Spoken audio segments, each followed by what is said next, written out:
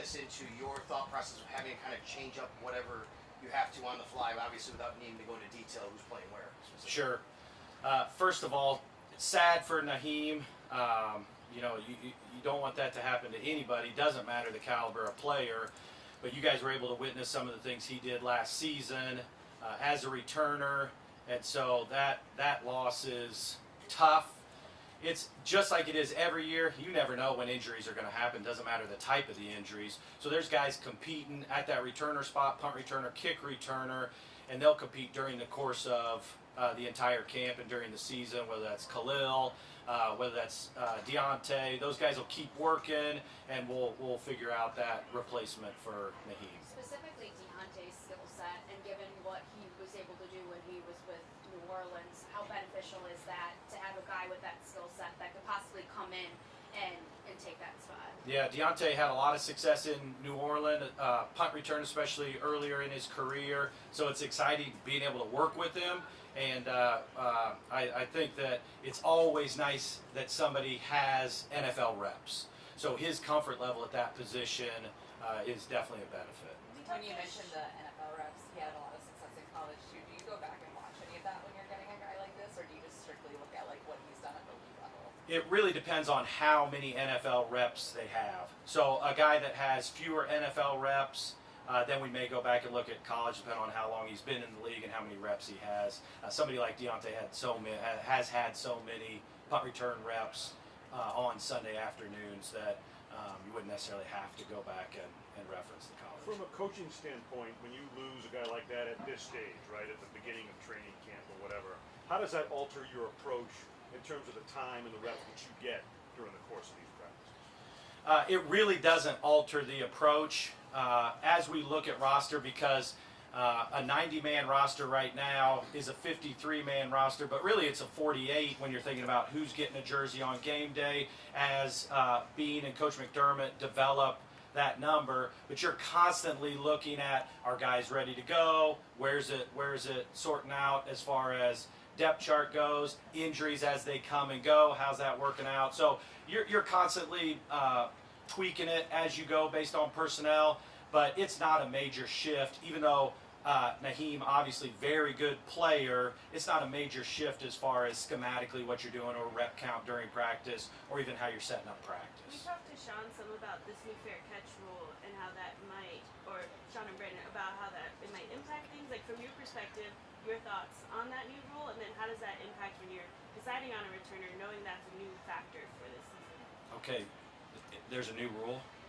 No, I'm sorry. I was like, yeah, I think so. I really wanted to see if you'd follow up with that. The new rule is very similar to the college rule for kick return. So really what it is, you have the opportunity to fair catch any ball inside the 25, and it's a touchback. Ball's at the 25.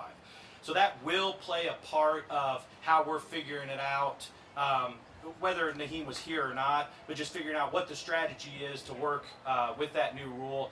Almost every year, every other year, there's usually a rule that comes up, a little bit of a tweak. A few years ago, kickoff coverage was the static start, the 5x5 a few years before that, no wedge on kickoff returns. So every year there's tweaks to the rule book on special teams, and then it's just a matter of getting comfortable with them as a coaching staff, and then making sure the players are comfortable with the rules and what it means and how it'll affect our strategy. What's your thought? As a special teams coach, do I hate that rule? I feel like that's a very inflammatory question, and there's no good way to answer. No, I don't. I would say, as a military guy, I got real good at tell me what the rules are, and I'll live by the rules. So the league has put this rule in place, and very good intent behind the rule, so it's my job to figure out what's the best way to follow the rule to the benefit of the Buffalo Bills. Just as a team that's been good on special teams, though, and you have a kicker that was able to get the ball to the goal line and go cover, it's got to be a detriment, I would think, in some way to the good special teams teams. Do you agree with that or no? I don't think it's a detriment, because you're always trying to get better, whatever the rules are. So if you feel like you have an advantage on special teams, you still figure out within the course of the rules how to take most advantage of what you think is an asset to your team. Especially with kickoff coverage, though, it just seems that the NFL, and I understand the thought process behind it, but it's chipping away at anything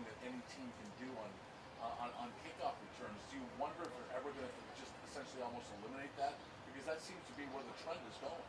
Yeah, as a lifelong special teams coach, my wife and kids are here at practice today, so any talk of me eventually being irrelevant, I'm going to go ahead and table that for a later date. No, the league is evolving, and I believe, as somebody that's been front and center to the changes as they've happened, the intention is always very good for making sure that the league puts the best product on the field every Sunday afternoon, week in and week out. So it is not something that is discouraging to me. Sean has talked a few times about how as he takes on the play calling on defense, how you've taken on other stuff too. Can you kind of talk us through how his change this year is impacting you? What that looks like, kind of. I know it's a small sample size, but so far.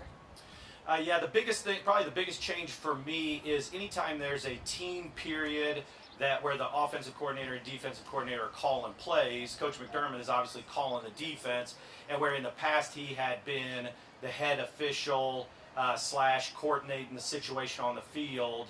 Now that's my role, and that's something that I started in the spring and now have done through the course of camp.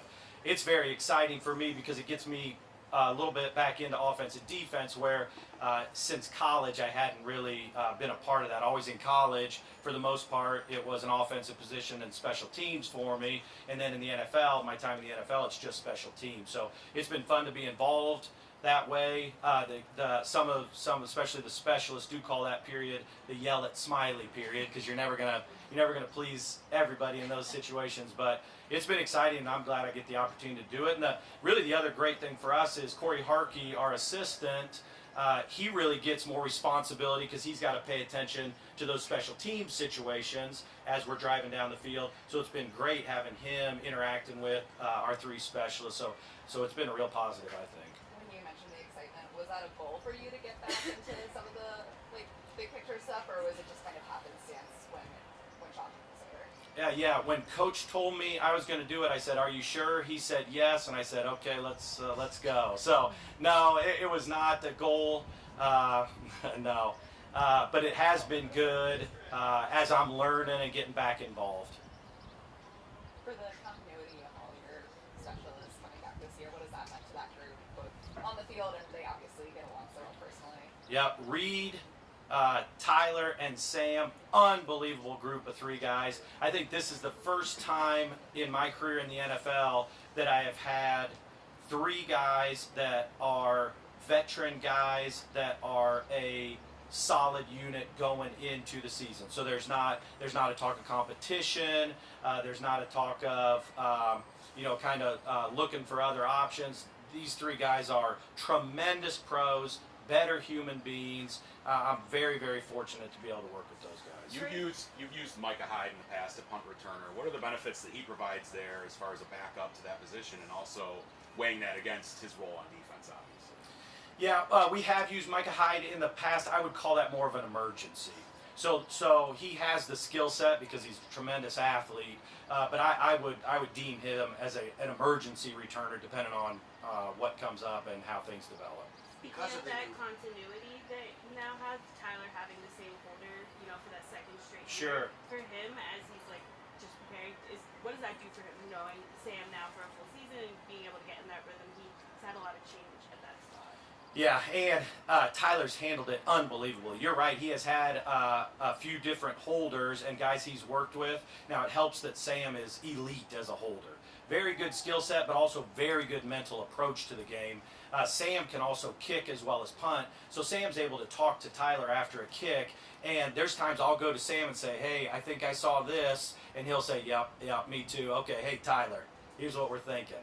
But it's been a great advantage for Tyler, and it's nice, even though Sam was here all last year, this is his first camp with us. So it's really nice to be able to gel like this at camp and work on some of the things that you would normally do going into a season that we didn't have the opportunity to last year.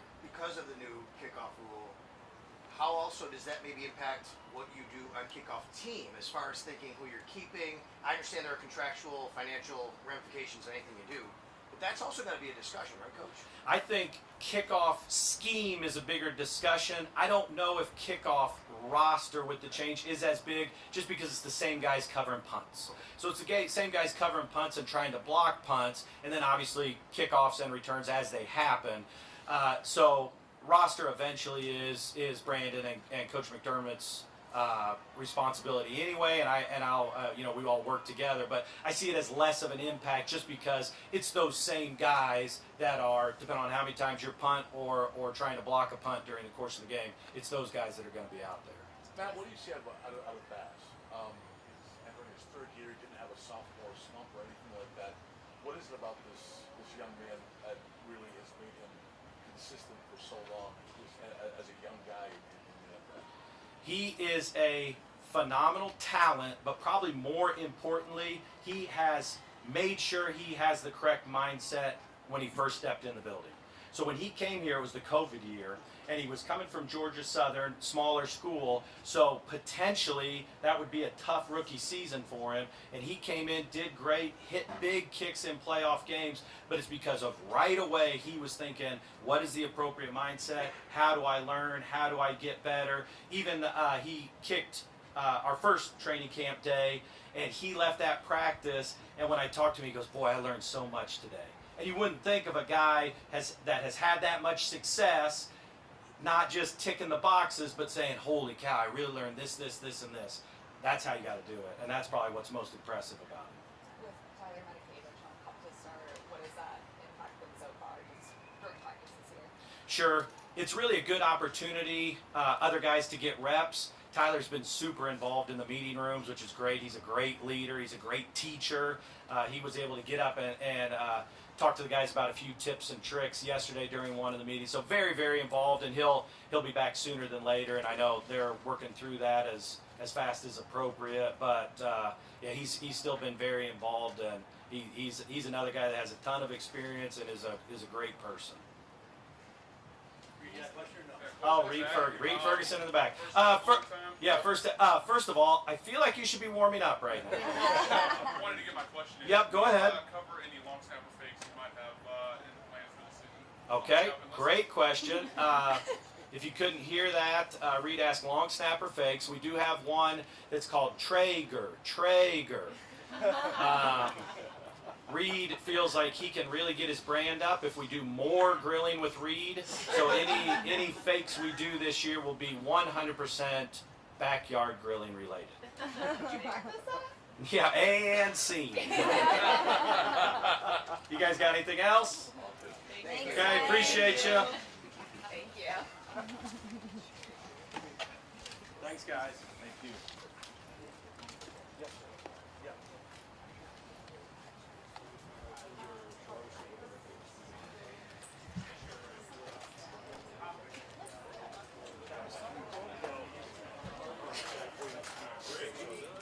Had a similar thought.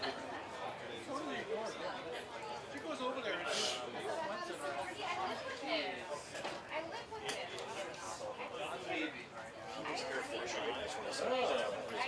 I'd have to check myself. I think so, but I would check because I am Yes, me always. too. Okay, I didn't know if you knew for sure.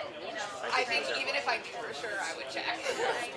Just because that's one that I am always so scared to do. You never know. You don't want to get that wrong. Yeah. You're only married 2 years, that's a little bit scary. No, might be married 31 years.